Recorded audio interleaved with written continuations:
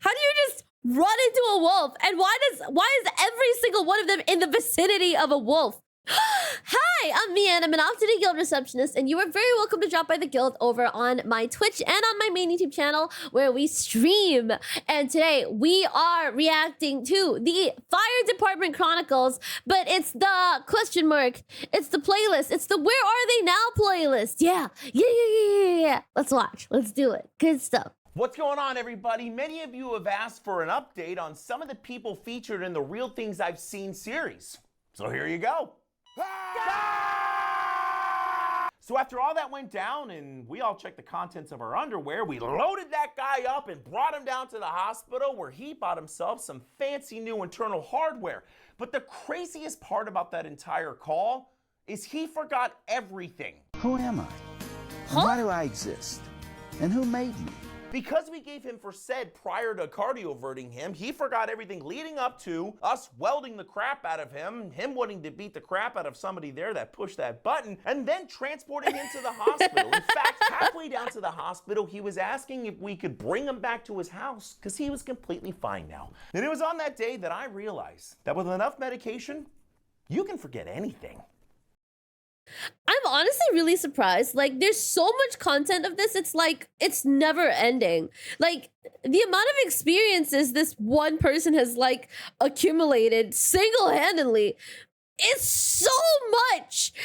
It's also the fact that like there's already so much content and then there's still more on top of that to make of like people just being kind of dumb on these like in these like very specific situations. I don't know. It's kind of jank. It's kind of weird.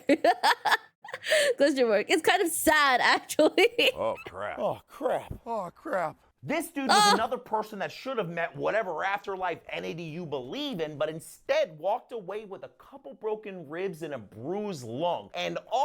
That's good! That's good!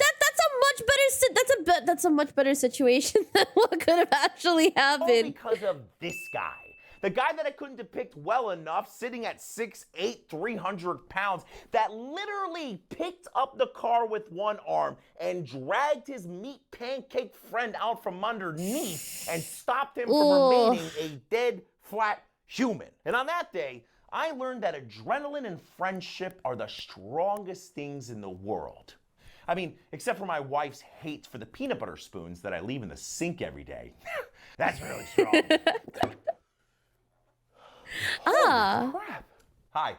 Taters McGee was by far the most interesting patient I've ever ran on and made me question my actual knowledge of the human body for a solid 10 seconds. And by the time we dropped this guy up at the hospital, what they said was going on blew my mind. And that was they had no freaking clue. You what? Yeah, that happens so many times that we drop people off at the hospital and we never actually get an answer. Why? Not because the hospital's incompetent, but because they don't actually know what's going on until they run the outrageous amount of tests that they need to run to find out why this patient is direct injecting taters right into their sinus cavities. But unfortunately, that's just a part of the job. Damn, so people just go and then they never find out, like, just what they just leave in the same state, which I guess like it happens, but also like, don't you pay a lot of money to even get sent to the hospital? Wouldn't you want to know? But also like, do those tests also cost money? Oh my God. That's really scary. It's scary on like so many different levels. So I hope that answers some of the questions that you had, and let me know in the comments which Real Things I've Seen people you want follow up on next. But until then, try to catch me howling at the moon. Try to catch me howling at the moon.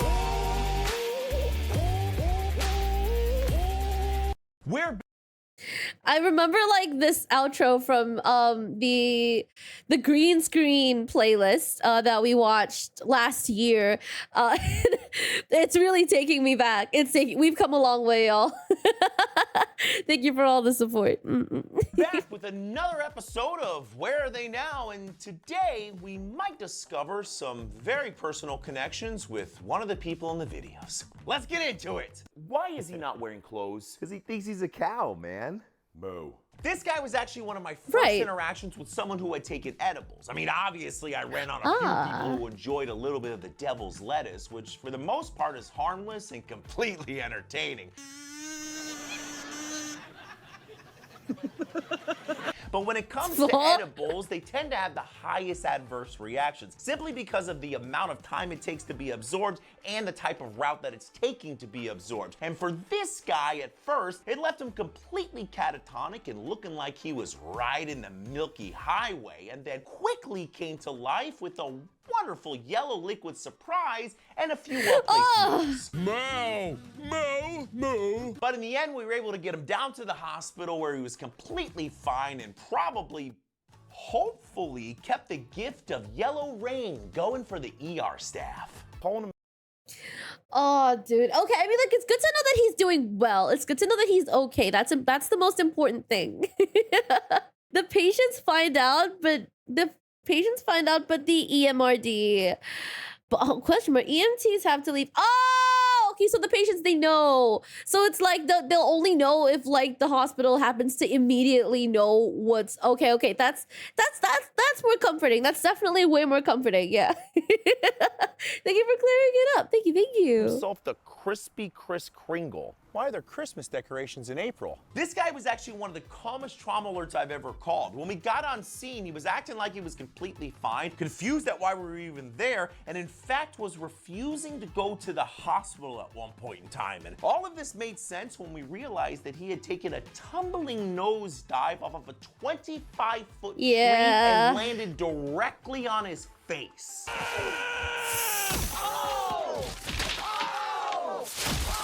Once we got him down to the hospital, all of our suspicions were confirmed when they told us that he had a lovely traumatic brain injury, some randomly placed broken bones, and owed his neighbor a few mortgage payments for saving his life. That's crazy. That's so scary. Wait, why? Because I'm gonna crap my pants. The sweaty individual desperately trying not to drop a hot piece of butt fudge into their BDUs was unfortunately me. It was me! No! That's why he acted it out so well. He knew. This was at the end of a very long 24-hour shift where I had spent the previous 12 hours with an unexpected colon cleanse because apparently I ate something that my sensitive ginger stomach didn't like. He's ginger? I never would have known. And of course, we caught a late call, which set off the chain of events that led to me begging my partner. You know, I see it. Drive faster or sweet death. Hello, darkness, my old friend. And I'd love to say that the other two people portrayed in this video hoping that I would crap my pants in the back of the boo-boo bus was an over-exaggeration, but if there's two things I've learned that firefighters love, it's saving lives and ruining them by telling every single person we work with that their fellow brother dropped a deuce inside of their Fruit of the Looms. Yeah, no, that's personal. That's very personal.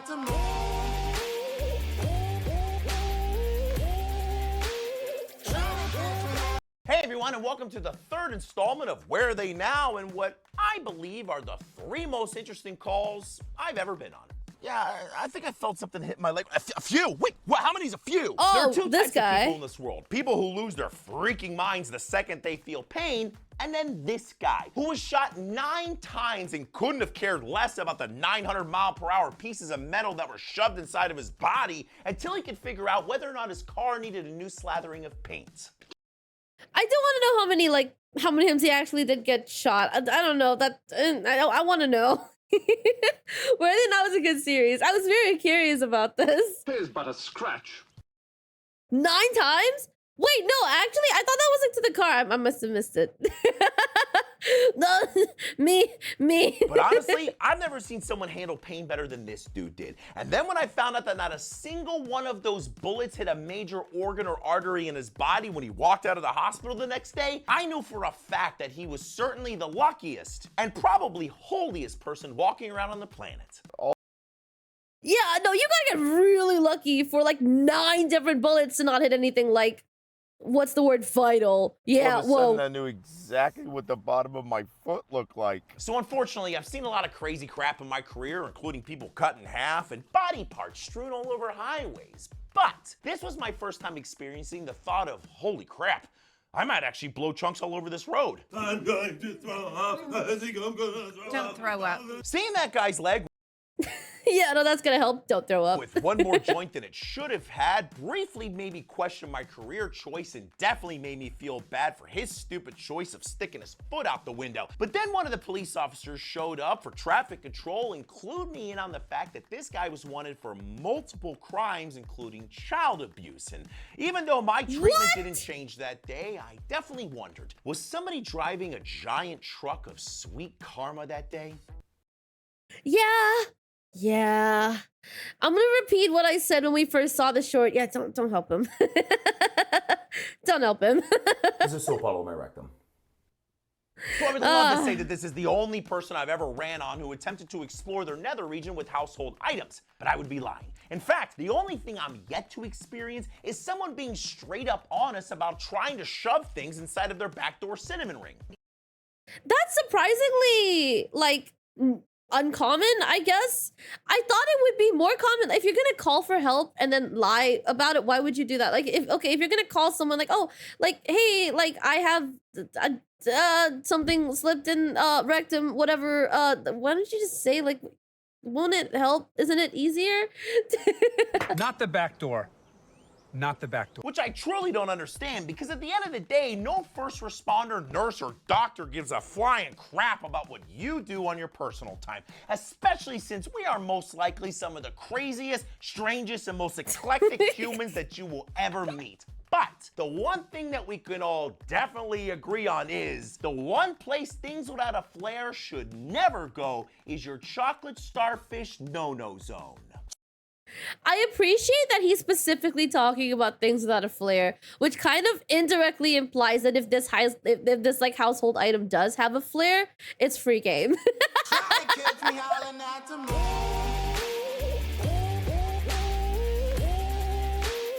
Hey everyone, welcome back to a very overdue installment of Where Are They Now? And if you're a dude, you might find some of this episode a little bit painful. What's off? It's off. You know, as a paramedic that's been doing this for a pretty long time, I feel like I've mastered the ability to keep a straight face no matter how horrendous the call or injury is. But when it comes to someone losing a section of their Johnson to a very violent and forceful catheter incident, that's where I tend to lose it. Oh, gosh. You see, catheters have a balloon at the end of them, so once they're in place, the balloon can be inflated so it'll remain inside of the bladder and then deflated once it's ready to be removed. But if you forget to deflate, an exploded hot dog is what you'll make. It's truly hard to describe what it's like seeing four grown men saying, "There's no way," over and over again, because none of us could believe what we were looking at. But the good news is, it sounds like they were able to get this guy a full set of twig and berries again, and us as much therapy as we're gonna need. How do you even do that? How do you do that? How do you do that? That's crazy. Like, okay, I mean, I think we've passed the point of like where we've actually watched to, but we're just gonna continue, and then like when we watch like the shorts, and then when we get to them, we'll know. We're just gonna continue. At this point, I don't think I've seen the shorts. Why are you covered in blood? My varicose vein exploded. I've seen people shot, stabbed, impaled with 8-foot lightning rods, bleed a little bit, but I've never seen someone paint their home like they're the Picasso of human lube, like someone who's had a ruptured varicose vein. Bam! I don't know. Okay, it's knowing that, like, yeah, like, I don't know, just listening to this makes my hands feel like jelly, and I don't think I can like really hold a grip on anything right now. Ooh, I'm not afraid of blood, but this kind of makes me queasy. Yeah. Blood everywhere. You see, the hardest part of controlling a severe varicose vein bleed is you can't just use one tourniquet like you would in an arterial bleed. You need two. One to stop all the arterial blood from coming into the leg, and then another one to stop all the blood that's inside of the leg ejecting out of their varicose vein blowout. Woohoo! Big summer blowout. But thankfully, we were able to control the bleeding, get this guy down to the hospital, and then stare into the endless void, wondering when my leg veins would ultimately betray me, sending me into a lonely death. The one thing I was told when I was learning about Narcan was never slam it. Why? Well, Have you ever heard the phrase, Oh my God, there's vomit everywhere. well, you will if you ever give Narcan too fast. But to be fair, everyone has different reactions when it comes to being given Narcan, and in my experience, most people are pretty chill when they wake up from their opioid sleeping time. But from time to time, you're gonna get the joy of experiencing you and your entire ambulance being doused in whatever they had for their last 3 meals. But I'm happy to report that that person was dropped off at the hospital feeling fine, and I went back to the station, burned all of my clothing, and never looked at bologna sandwiches the same again. Yeah, no, fair. I feel like when there are, like, even if it's your favorite food, the moment you smell like a hint of vomit in there, your body just, it recalibrates, and then you can just never eat it again. Yeah, I can't. Catch me howling at the moon. You see, some catheters have a hot dog. What? Oh, it's a blooper. Hey everyone, our Where They Now adventure continues today with patients that were seemingly disconnected from reality and one that wanted to disconnect my head from my body. Calm down, you know we're here to help you. Flocka was by far the craziest street pharmaceutical I'd ever seen people on. I mean, up to this point, I'd seen your normal opioid-induced nap, or people screaming at the top that's of their not lungs good. after their 60th line of booger sugar made their pacemaker start firing off multiple rounds of heart-drilling electrified regrets. But what I had never seen was grown men in their full birthday suits gifted with Olympic-level sprinting abilities like they had after consuming a fresh batch of Flocka. I just felt like running. And funny enough, what my brain still can't seem to process is why every single one of them was being chased by wolves. Every single one of them. We're gonna get you, What? Which means there Where are you finding the wolves? How do you just run into a wolf? And why is every single one of them in the vicinity of a wolf? Does Flocka just like summon a pack of wolves and then like you just wander into them like huh? They just spawn? Wait, huh? That's crazy. That's wild. either being transported to another dimension or we have invisible wolves running around us that none of us flaccid up individuals can see. But good news is, after a fresh batch of Haldol and Valium, they got away from those wolves and took a happy trip up to Cloud 9. Wait, okay, were they being chased by actual wolves? Or like, were they hallucinating the wolves? Because I can't tell. I think it's just hallucinations. That makes more sense. That makes a lot more sense. Because I was thinking like, wait, how do you just... you just find wolves like just out like in the city? Which honestly... yeah, hallucinations make way more sense. Mike, this is Jimmy. Jimmy's blood sugar drops. Got it. Mm-mm. Have you ever been we know picked this up one. by We've seen another this one. person and thrown across the room like you were a human lawn dart? I have. And it was by... oh, it was him. It was literally just him. Oh, I thought it was like him supervising like an intern or something like that, or like a trainee or a junior. Oh, whoa. Unless like he learned about it first and then had to warn the trainee about it. this guy. Low blood sugar can be a very interesting thing. For most people, when their sugar begins to drop off, they become weak, tired, or maybe even unconscious. But not this guy. I was confused about that because, like, to my understanding, low blood sugar probably just means you're really hungry, right? Like, it's a result of being hungry, from what I know, I think. And like, yeah, I'd assume you become really weak and eepy, but like, yeah, people start going crazy. Being on low blood sugar is like a very new concept to me. Somehow this guy's lack of brain sugar caused him to become the insulin-dependent Incredible Hulk. And as a fresh medic, I figured this was my chance to show the world how strong and nimble a ginger stretcher fetcher could be. And then I got blasted across the room like a high-powered fart in the wind. But after some great distraction techniques and very quick darting, we were able to get some glucagon in his arm, his sugar back up, and a lot of ice packs for me. Phew. Oh my God, is he weird? If you want to deposit a butt burrito in your pants while simultaneously looking another human in the eyes, give someone adenosine. I pooped my pants. Adenosine is a medication that we give to patients when their heart rates are too high to hopefully help slow it back down. But it has an incredible side effect of making the entire room smell like backdoor dumplings when you literally watch somebody's heart stop And then pray it starts back up before you have to start giving them the old staying alive cartilage cracker. Good news is, though, the medication works 90% of the time, leaving them feeling 1,000 times better and happy we came. 90% of the time is a very high chance, but 10% is like, oh yeah, I mean, like if it's fatal, it's also really high. But hey, I mean, it does more good than harm, right? Yeah, that's really scary. I mean, I take my odds, 90% chance of coming back. That's great. But also 10% is also, it's not a small percent. It's very high. Medical bodily reset. Yeah, no, it is scary. I don't say that from experience, but like, I'd imagine it's really scary. Yeah. Another 10%. They get two things, a sedative and to ride the lightning. Try to catch me howling at Chat, I'm giving you like a couple of seconds. Rate that. I'll give it a solid like 8. I'd say it's an 8. You guys, come at me. I want to see 11 out of 10. Whoa, let's go. 10 out of 10. Holy shit. Was mine too low? Question mark. How'd it taste? Good question. I wish I knew. I actually don't wish I knew. Yeah. Sick. Yeah. Just when you thought we were done, we're back with another Where Are They Now? And today we're going to talk about why peeing on the people around you doesn't make you a better friend. I smell so bad. For as long as I can remember, people have turned to spraying their friends and strangers with golden shower fluid when they get stung by a jellyfish. And I really need you guys to know something. It doesn't work. And the truth!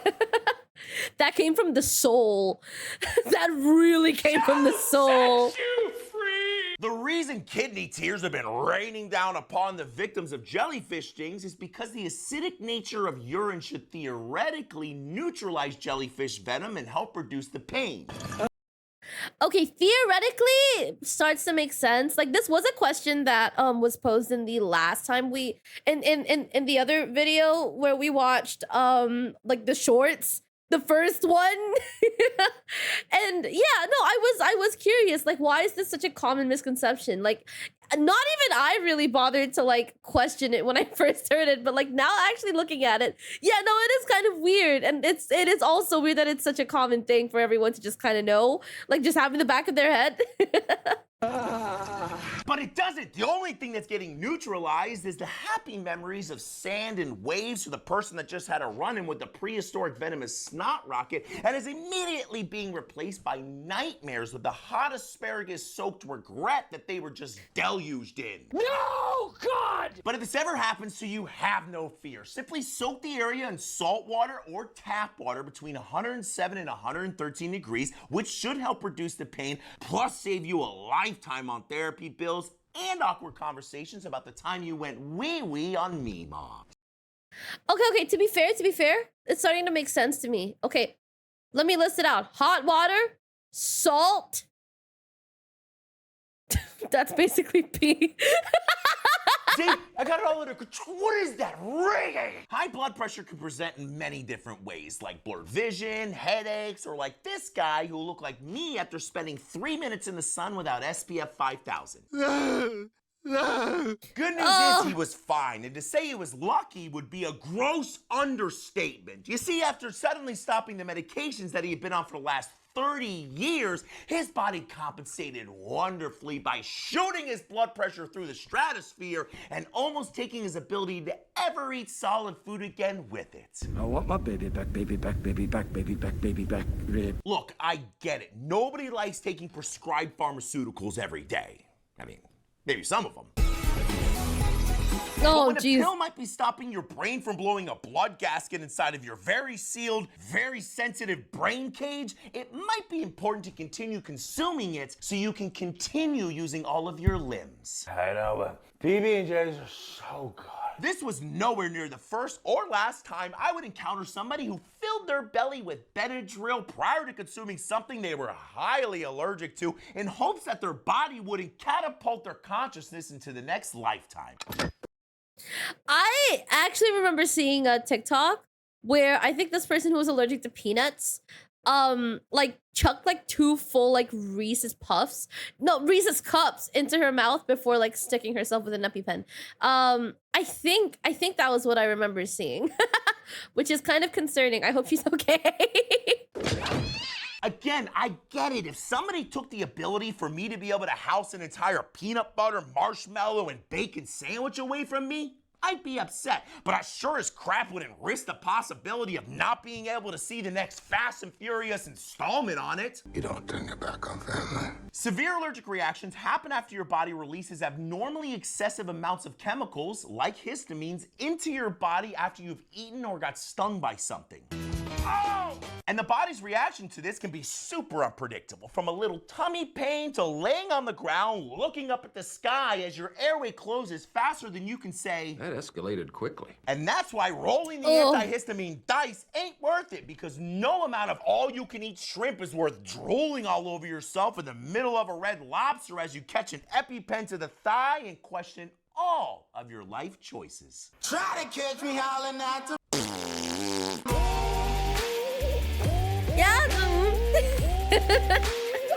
We're back on our Where Are They Now adventure with your 3 most requested follow-ups. And I'm gonna leave you with a little piece of knowledge that'll haunt you for the rest of your days. Okay, so what did you do? I put some in his rectum. Friends come in many forms. Like a friend that'll loan you $20, or Ooh, it's the one with the ice, right? Yeah, I think so. a friend that'll give you a ride without asking for gas money, or the ultimate friend that's willing to shove frozen water bricks inside of your dingleberry cave because you took too many opioids. You got a friend in me. But before I go any further into the story, I want to be very clear about something. Don't put ice in people's butts. Not I feel like this should probably have also been in the short, because again, if it works, maybe it's not stupid, but maybe it's stupid. Maybe it is stupid. Like this time, it definitely is stupid. only is it incredibly stupid and unbelievably dangerous, but completely unnecessary when there's things like Narcan available that don't involve you icing down your friend's guano gusher. Yummy. The very medically unsupported theory that's inspiring people to do this is by stimulating the central nervous system with ice, the overdosing person will regain consciousness and magically begin breathing again on their own. Right. Now, yes, he was awake when we got there, and Right, I was gonna bring that up. no, we're not sure if it was because of the ice, but one thing I can't say for sure is that those two dudes didn't make eye contact for the entire ride to the hospital, and I will never look at ice the same way again. You'd think like a situation like this would bring you closer to your friends. It's strange to me that they didn't look at each other at all. My birthday is December 49th, 1812. How long did you say the seizure lasted? Seizures can be extremely scary to experience, especially for the patient, and depending on the type of seizure, once it's over, they can go to what's called a postictal state, which is very normal, but it involves confusion, exhaustion, or in this guy's case, think he needed to get back to the open sea to fight some scurvy pirates. Now, even though all of this can be quite stressful to witness, treating most seizures is relatively straightforward with some benzos and a little O2. However, as I've learned many times in my career, right when you think you got things figured out, you don't. Whoa, didn't see that coming. Which is exactly what happened in the middle of our assessment when this guy's sister decided to wrap up her Angry Birds game on his cell phone while someone else blasted their partially digested SpaghettiOs all over the floor. But honestly, I knew this guy was gonna be just fine, and I also knew that once again, I was extremely thankful for waterproof boots and disinfectants. That's why. I don't think it's possible to describe the smell perforating from a room that contains someone who's having a GI bleed.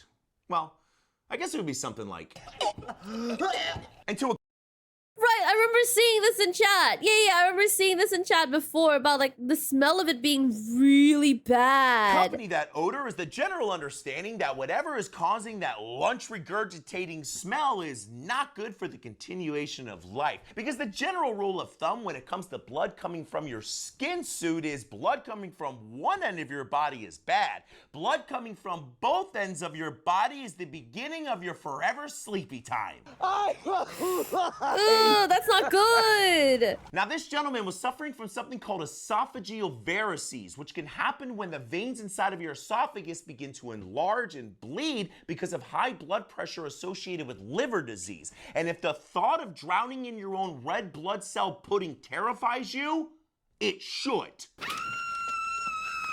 The good news is we got him down to the hospital where he got some meds, a couple pints of blood, and was completely stabilized. The bad news is you now know you can die drowning in your own blood. That's not comforting at all, but hey, I guess that's just how it works. Yeah, oof is real. Catch me howling at the In your butts.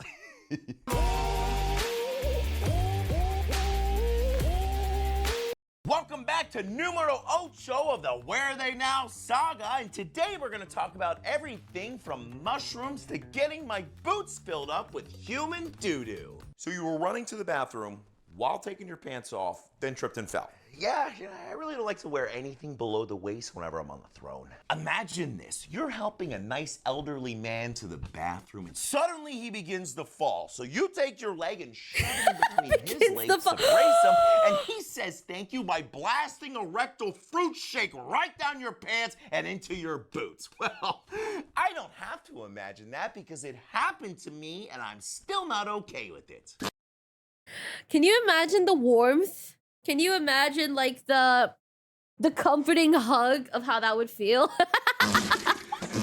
This lovely guy was your standard run-of-the-mill senior citizen that needed a little bit of assistance to the bunghole drainer 3000 to open up some extra room in his internal prune basin. But as I attempted to guide him, gravity had other plans and attempted to shove him to the ground to test his osteoporosis-filled bones. But I said, nay, not today. And then immediately found out what Jerry the geriatric ate for his last 3 meals as he filled my boots with cream of diarrhea. But despite having... Well, I mean, at least he didn't fall, which I think would have been really bad, especially for like senior citizens. I think like when they fall, it gets really bad. Question mark. Brute patient's crazy. Stop please. Having my lower half repainted with human poo, I still got Mr. Smith to the throne. Then sloshed my way to a decon shower and never looked at corn the same way again. Okay, what happened here? We had a little grease fire. So I grabbed a cup of water and A threw it little? up, which I told him not to do. And then we had a big grease fire. I really want everybody watching this video to listen to what I'm about to say. Okay, we haven't watched this video yet. I know he's telling me to listen, but like we haven't watched this video yet. But I'm willing. I'm betting on like, okay, water not working, and then thinking, oh, sand probably would help, and using flour instead. But we'll find out. It might save your life, a trip to the hospital, or at a minimum, a boatload of money rebuilding the crispy remains of the place that you once called home. If you put water on a grease fire, it's gonna explode! Why does this happen, Yeah. you ask? Well, grease catches fire between 375 and 500 degrees in freedom units, which is well above the 212 degrees it takes to boil water. So, when you douse your burgers flambe with H2O, it instantly boils, explodes, and carries flaming pieces of third-degree burning, life-altering grease along with it. You'd be surprised at how many grease fires I've actually seen happen. My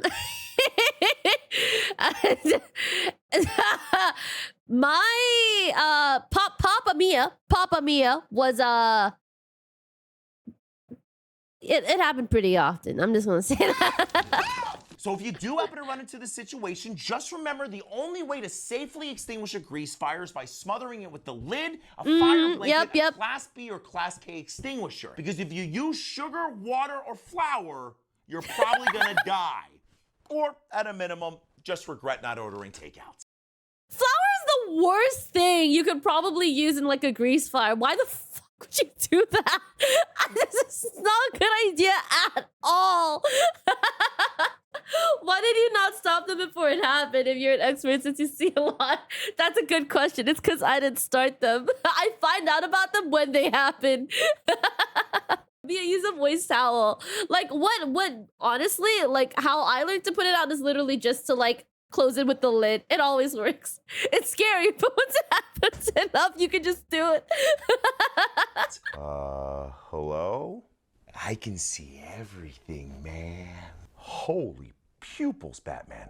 I'm Batman. Here's the deal. If somebody's mental state is altered and somebody else calls 911, we are legally required to transport them to a level of equal or higher care. I know, listen, I don't agree with it sometimes either. I mean, especially in this guy's case, where he was just trying to enjoy some of the mind-bending, reality-altering effects from the mushrooms that he shoved down his throat earlier. I can't Oh, those are from mushrooms? feel my face. And what made me feel even worse was this guy was the most chill dude I've ever met, man. And if it was up to me, I would have left him at home to let him enjoy his interdimensional fungi adventure. Do we have a deal? But it's not. And the last thing any of us need would be for this guy to venture out into the road, see a yellow punch buggy, think it's a giant Twinkie, try to take a bite out of it, and then end up becoming one with the road and the mycelium that he was enjoying so much. That's kind of a morbid visual, I won't lie. Very funny, but also very morbid. So instead, we took a ride down to the hospital in the Band-Aid bus, where he tried to convince me that all the payphones were disappearing, so it'd be harder for us to get out of the Matrix. Are these eaten raw? I've actually never thought about it. Like, I know that there are like psychedelic mushrooms, but I've never thought about like how people eat them. I know they come in little baggies, I guess, from movies. I've never seen them like personally, but like they always look like they're raw. Like, do people just eat them as is? Are they at least tasty, or like is it purely for like the high? It's crazy. Wait. Try to catch me howling at the moon. The Bunghole Drainer 3000. It'll suck the farts right out of your soul. Well, Creepy people in dark rooms, torn testes, and metal-tasting mayhem are the wonderful follow-up stories that fill today's Where They Now episode. Yeah, they're broken. But don't worry about that. Just come in here so I can show you exactly. oh, I've seen this personally. We didn't see this in the last video, but I've come across this specific short before. Just the high? God damn. So it just tastes like nothing? Exactly what you need to see. I think this might be the most requested Where They Now follow-ups that I've ever had, and rightfully so, because I can honestly say this is the most scared I've ever felt on a call. And without further ado, here's what happened. So after gathering a couple more people, I was slowly making my way up to the room when, you know what? It'll just be easier to show you. Sir? Oh, whoa. Where are you? There you are. Ah, You made it. that's not good. You, ready to go down to the hospital? Uh-huh. But first, can you guess what I have? Ah, It's boo-boo. You want some? 1 second, sir. Get the Versed right now. Okay. Wait, have you ever been covered in poop before? No. No? Okay, well, you're about to be. And after all that, a very stinky tussle and a much-needed night-night medication injection, that guy was the happiest caca-chalupa that I'd ever dropped off at the hospital. When my berries slipped through the crack in the chair, which hurt, so I tried to jump up, but my boys tried to stay behind. Behind? Permanently. Panic, fear, and a genuine deep-seated feeling of regret would be the best way to describe this patient's demeanor after almost experiencing a full separation of his twin boulders from the rest of his body. yeah, those things cut.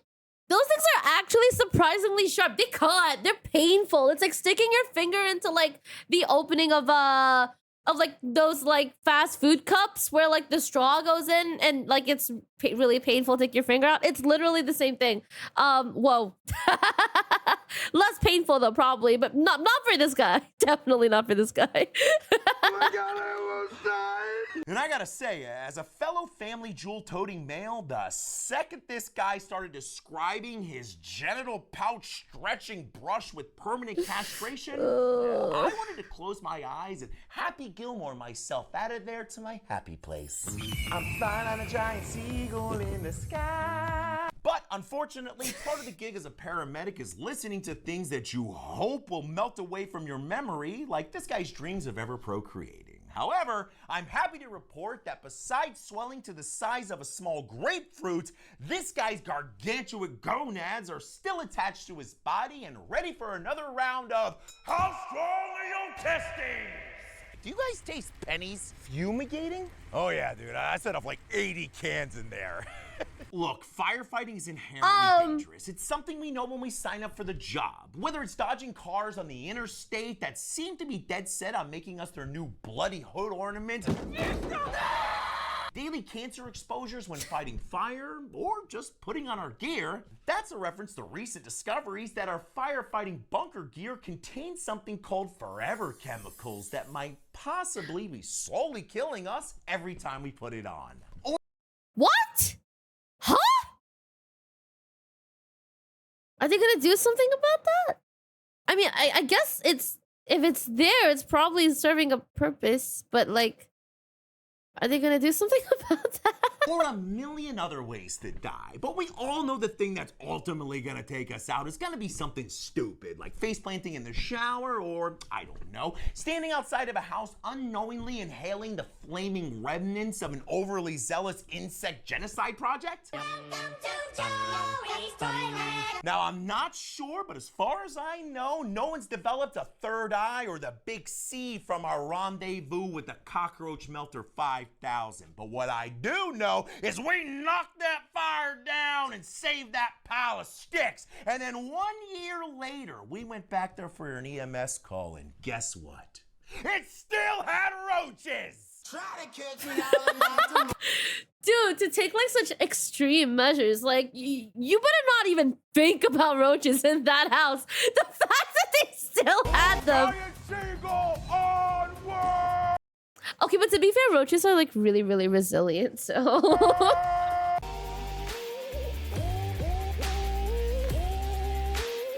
Does a taser probe to the skull give you superpowers? Is it really that important to wait until your Johnson implant is fully healed before you get it on like Donkey Kong? And does pouring urine in your eyes give you 20/20 vision?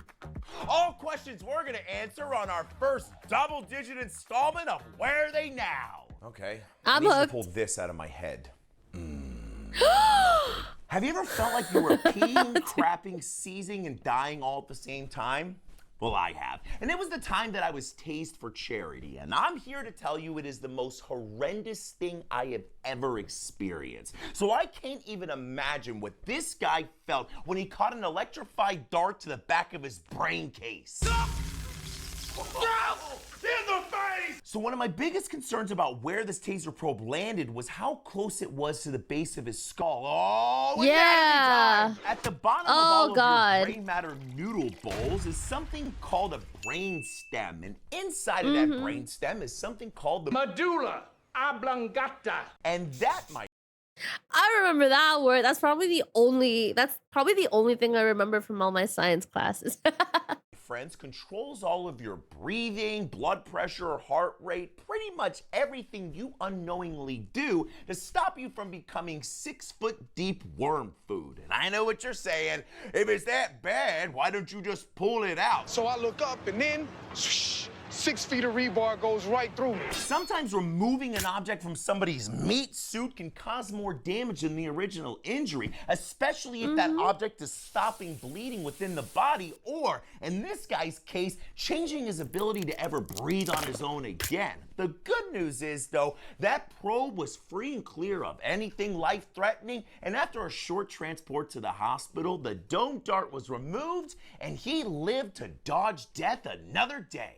Oh, wait, did you get an implant That's in my good. crotchal region to give me a couple-inch advantage? And then you That's tried to get not freaky good. with my girl before my stitches were fully healed and have my Johnson pop open like an over-microwaved hot dog? Look, I'm here to tell you I have never seen the feelings of fear, disbelief, and soul-wrenching regret painted across somebody's face as much as they were on that guy that day. And then every other guy's face as he described the moments leading up to when his free willy suddenly split and the knee-buckling pain that came along with it.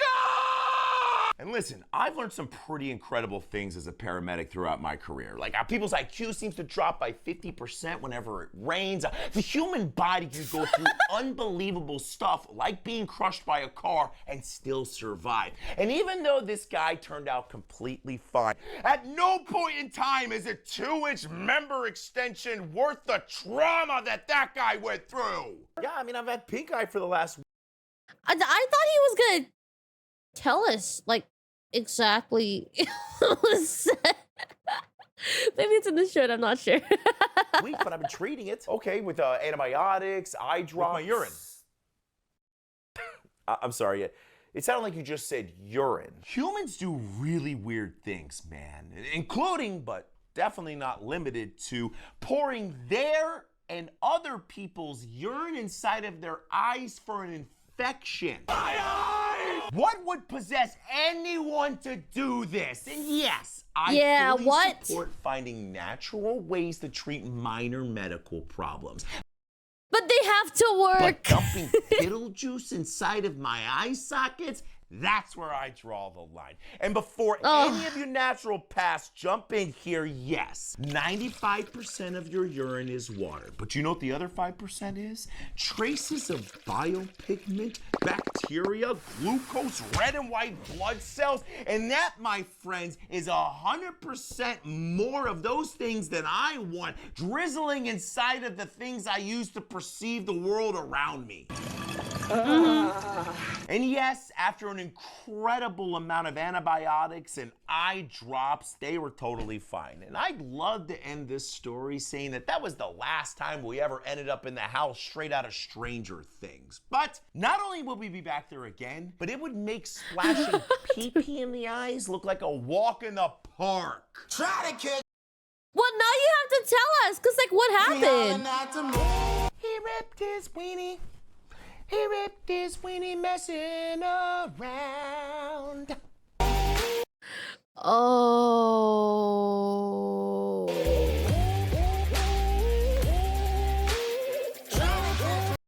Unless that wasn't what happened, unless that was a different blooper. Have you ever wondered if I had a medical emergency on another medical emergency? Or what would happen if you played lightning bolt hopscotch? Well, let's find out today on our mini episode of Where Are They Now? What's wrong with you? Are you having an asthma attack? Imagine running after someone trying to give them a little sedative siesta because they partook in a street pharmaceutical that put them smack dab in the middle of the upside down with Timu Vecna. Do they start 11? Just to have your lungs say, hey, you ever been choked out before? No? Well, let me show you what that feels like. This is the worst time to have an emergency like this. Like, I mean, not that there's ever a perfect time, but this is a really bad time for that. Well, I got to have that lovely experience, which might have been, and yet to be proven, a combination of a newly started TRT regimen, some creatine, and a touch of childhood asthma that I may have forgotten to mention to my doctor. But I have to say, as I felt my airways constricting under the childhood disease that I once thought I got rid of, I knew in that oxygen-deprived moment that I was gonna die doing what I loved.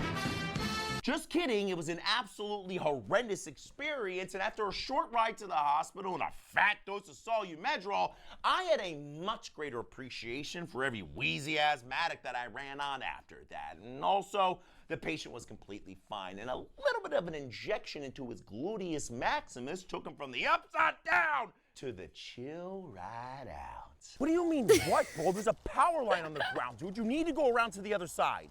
Nah, I'm good, man. I'm just gonna jump over it. People have a serious underappreciation for how dangerous power lines are. And the bad news, or good news, depending on how you look at it, is if you make the stupid decision to just jump over or go anywhere near a down power line, you won't even know you messed up when you go from walking in the park to walking in the afterlife after 10,000 volts take a detour through every cell of your future coffin-dwelling body.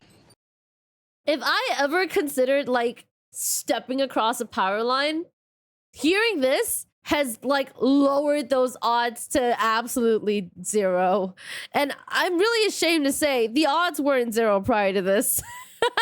Oh, you there yet? Electricity can travel 35 feet or more from down power lines depending on the surface it's laying on. And your water and sodium filled meat sack is the perfect conductor for that voltage to have a little heart-stopping party in. And oh yeah, electricity doesn't just gently leave your body. It explosively exits your husk, searching for a ground, taking fingers, toes, and whatever other tissues in its way with it. But thankfully, that gentleman made it out of there unscathed, ready to test the limits of fate and his minor brain capacity another day. Try to catch me howling at the Guys, this isn't gonna work. I look like I should be on Saved by the Bell.